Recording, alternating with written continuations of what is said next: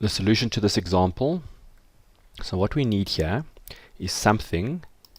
In this case, I know that if I'm in this cell, it must look here, and if it sees the word government, it must put the word government there. But when it comes down here, it must look. If it sees nothing, it must then just look at what's above it. So let's start first, and you'll see we are going to encounter a problem.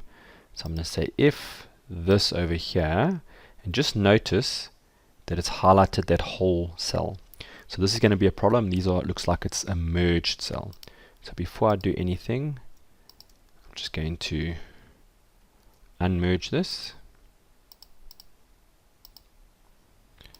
And then what we can do, we're going to build the function again.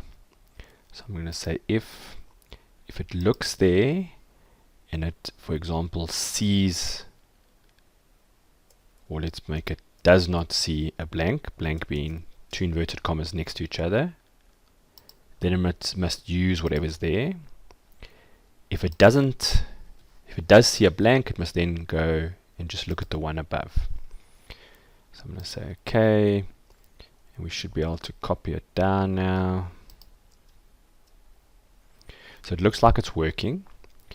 Now the way we've built it should mean I'm going to copy it and just paste it here. And that seems to have worked. And let's just check why it's working. So I'm going to just go. So what it's doing is, because we didn't put any dollar signs in, it's gone one to the right and it's repeated the process.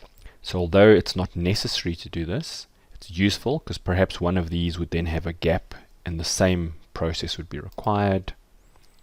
So now I should be able to copy and paste these across, and you'll see it looks like we now have this set up.